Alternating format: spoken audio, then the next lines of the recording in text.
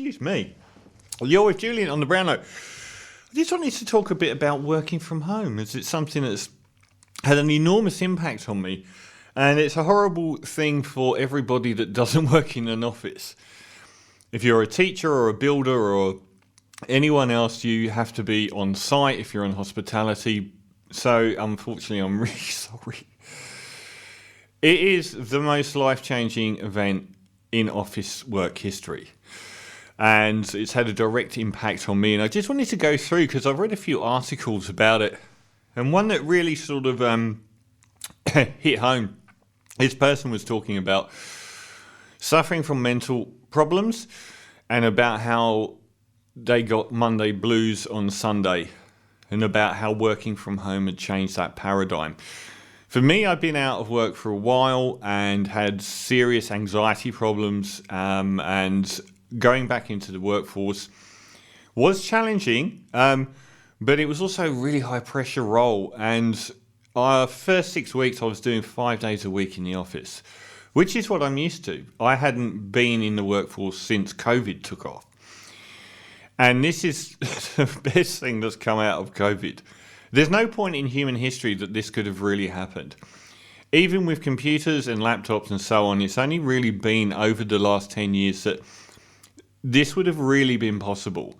The advent of things like Zoom and the interconnectivity. Oh, thank you so much, Tony Abbott and the Liberals, for your saying that people would only need broadband to download movies.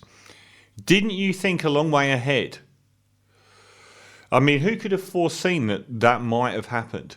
So there's no point in history where we would have had the level of connectivity with our devices and the standard of internet infrastructure that would have supported it, and the software for things like video conferencing and so on.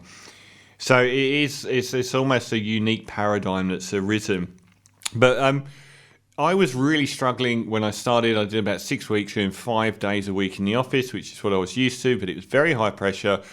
Coming home at 6, getting up at 6 in the morning and being back by nearly 6. And I was gradually grinding myself down again. I thought I was doing well, but I felt myself getting less. And I was getting to a Friday and just being really exhausted and really quite anxious and depressed about going in again on Monday and not enjoying the weekend. And that was coming to some kind of head for me because I just couldn't keep treating myself like that. So I started working from home and going in 2 days a week on a Tuesday and a Thursday.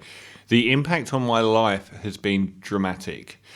There is no worry on a Sunday. I know that when I get in on a Thursday, I'm at home for 4 days.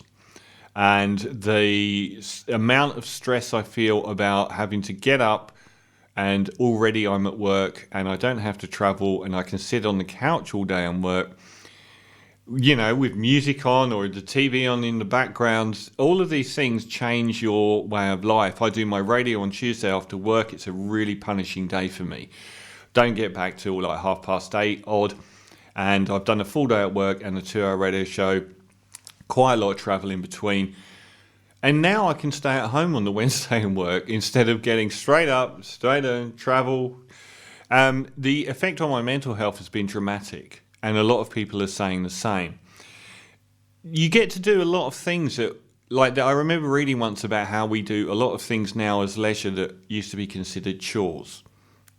Eating, washing clothes, sleeping, things that never used to be considered leisure, that were part of the necessity of life. You can do in the background at home. You want to put some slow cook thing on all day. You don't have to find the clothes. You don't have to find 5 shirts all week. I get my shirts clean now like a couple of months, every couple of months, because you only need 2 a week.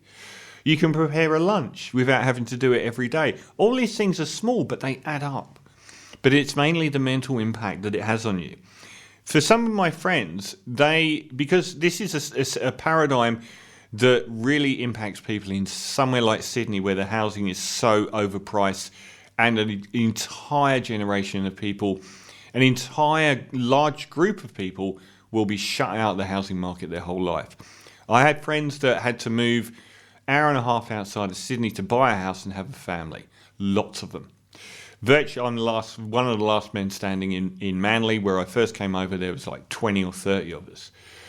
Those people one of my friends was getting up at like 4:30 in the morning to go to work for nearly 10 years.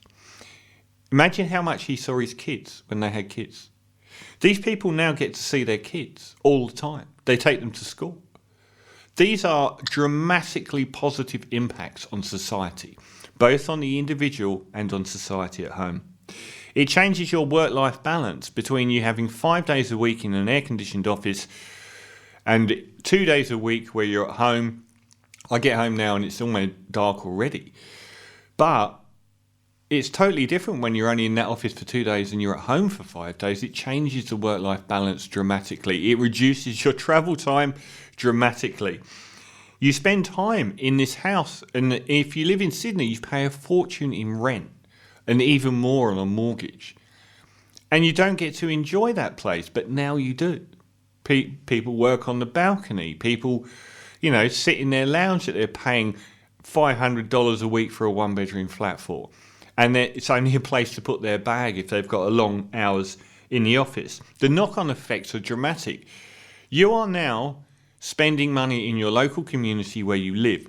Before you go and get a coffee in a soulless CBD that isn't a really interesting part of the world, you give money to people you've got no investment with. You buy your lunch there. You do little bits of shopping there. All of that money goes to a community that you're no part of.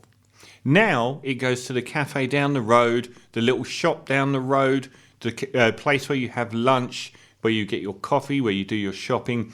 All of that money flows into your community and improves the community that you actually are invested in because you live there. Everything rises from this working from home paradigm.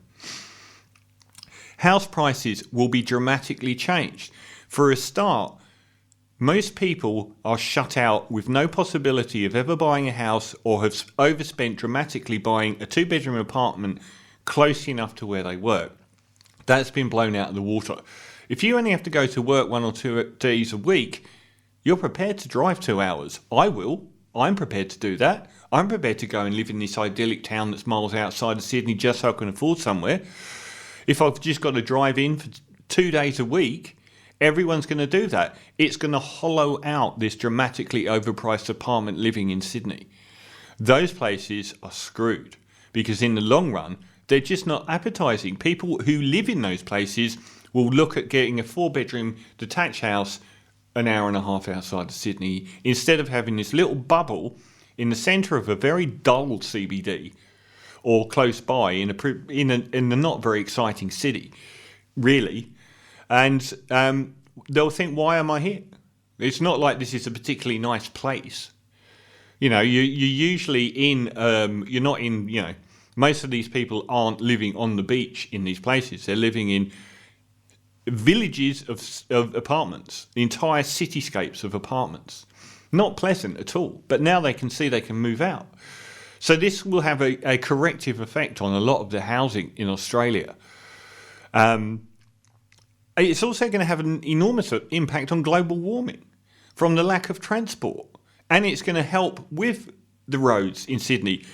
I drive to work from Manly to North Sydney. 2 years ago, I wasn't doing that, ever, because Military Road is so famously bad. I think the average speed was something like 11 kilometres an hour during rush hour. It's not like that anymore, because there's less people on the road. There's less of an impact on the environment, because there's less people driving. There's less need for transport. It's less overused. Everything about working from home is a godsend.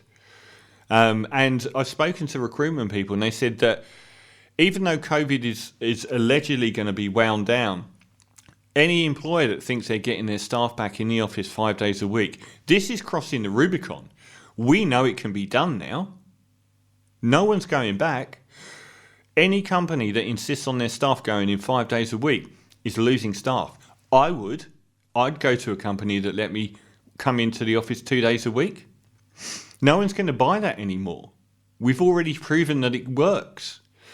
So this is a paradigm that has shifted for tens of thousands of people in Sydney alone in an enormously positive direction that will have an amazingly beneficial impact on their life. The only people I've seen doomsaying about it are saying employers are encroaching on your home life too much, and expecting you to answer emails and phone calls at 10 o'clock at night. This is a job for legislation. This isn't legal to say you've got to stay in the office till 10 o'clock at night. It isn't legal for them to put that much pressure on you outside of your agreed work hours. This needs legislation. And this is a new paradigm, so we don't have that legislation to protect people working from home. So there you go. It's just I thought I'd go into it a bit because I've read a few interesting articles, and it's something that has directly impacted me massively over the last few months. I only started work in January, and my whole life changed about a month ago when I started doing it. So it is a first world problem, and a lot of people are still under the cosh who do really important jobs, from hospitals to schools to building. But for those thousands and thousands of people that work in offices, this is an incredible opportunity of change and a wonderful one.